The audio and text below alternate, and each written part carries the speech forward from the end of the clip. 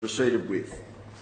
On the matter of private member statements, I call the Minister and Member for Baulkham Hills. Thank you, Mr Speaker. I would like to draw to the attention of the House the exemplary Anzac Centenary Gallipoli commemoration program which the Hills community benefited from, thanks to the tireless efforts of the Hills Centenary of Anzac Committee, and in particular its chairman, Colonel Don Tate OAM.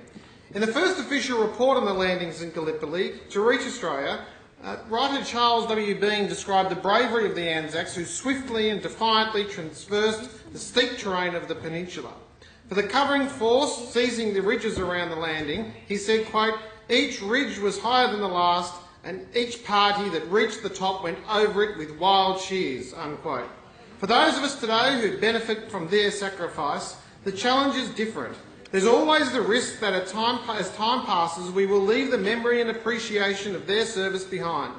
Each milestone we reach, 50, 75, 100 or 200 years, represents a greater challenge, a higher reach, to which we must carry the memory of their bravery and the loss that is our tragedy. I'm proud to say that the Hills community went over this historical 100-year ridge with many cheers for our servicemen and women, as well as mourning for those who have given the ultimate sacrifice in the service of their country. Leading the Hills community through these commemorations as chairman of the Hills Centenary of Anzac Committee was Colonel Don Tate, Castle Hill RSL Sub-Branch President.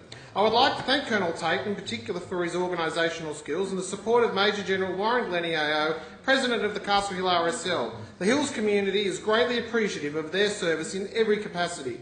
The entire Hills Centenary of Anzac Committee deserves mention, including Bill Doctor, Councillor Jeff Lowe, Bev Jordan, Bill Strutton, Brian Mullen, Dave Wood, Craig Colbert, Dave Cronin, Gareth McRae, David Hand, Melanie Mawson, George Cartledge, Graham Hanley, Dr Jim Taggart, Mike Yeo, Ken Roundtree, Tony Eads, Steve Brown, Councillor Michelle Byrne, and my parliamentary colleague, the Honourable Dominic Perrottet MP, Mr Ray Williams MP, as well as our federal colleague, Mr Alex Hawke MP. There are more than 20 events planned in the Hills for the week leading up to the dawn service on Anzac Day. His Excellency the Governor, General the Honourable David Hurley, DSC, launched the Hills Centenary of Anzac Week celebrations on Saturday 18th of April at Bella Vista Farm. The family day at the farm treated Hills residents to displays of armoured vehicles, light horses and brass bands. For a service on April the 19th at Centenary of Anzac Reserve in Castle Hill, flags, each with a single name of a World War I digger from the Hills, were solemnly placed in the earth by local school students. The Anzac address was graciously delivered by Major General Paul Simon, AO.